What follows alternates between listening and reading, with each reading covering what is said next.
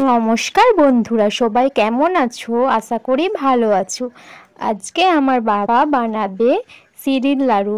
ভিডিওটা তাহলে শেষ পর্যন্ত দেখতে থাকো, আর যদি ভালো লাগে লাইক করো, সাবস্ক্রাইব করো। এখানে দেখো 500 বেসন নিয়েছি আর অল্প একটু লবণ দিয়ে দিলাম। লবণটাকে ভালো করে মাখিয়ে নে।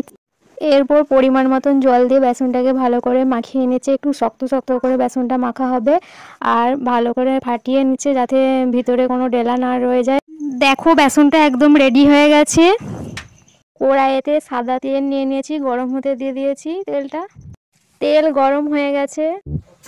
ঝাঁঝরাতে নিয়ে এভাবে বেসনটাকে দিয়ে ভেজে নেবে। দেখো এগুলো কি সুন্দর সরু সরু হয়ে খাঁটিগুলো বেরিয়েছে। খাঁটি ভাজাগুলো এরপর নেড়ে চেড়ে নিচ্ছে যাতে ডেলা না হয়ে থাকে। দেখো এগুলো এরপর উল্টে পাল্টে ভালো করে ভেজে নেব লাল লাল করে। দেখো লাল লাল করে ভাজা হয়ে গেছে। এরপর এগুলো তুলে নেব।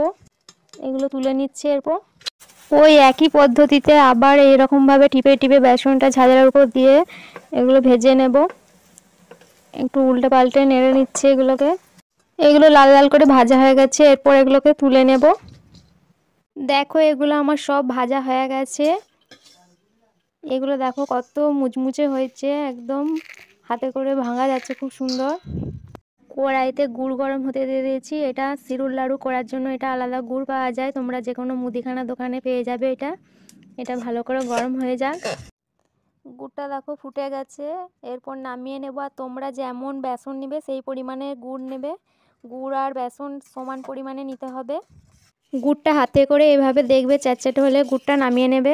এইভাবে অল্প অল্প করে গুড় দিয়ে ভালো করে ঝুড়ি ভাজাগুলো দেখো গুড়টা ভালো করে মাখানো হয়ে গেছে। এরপর ভালো করে পাকিয়ে নেব। দেখো এইভাবে গোল গোল করে পাকিয়ে নিচ্ছি সব। দেখো আমার সিঁড়ির লাড়ু একদম রেডি। কে কে খাবে চলে এসো। ভিডিওটা ভালো লাগলে লাইক করো। টাটা।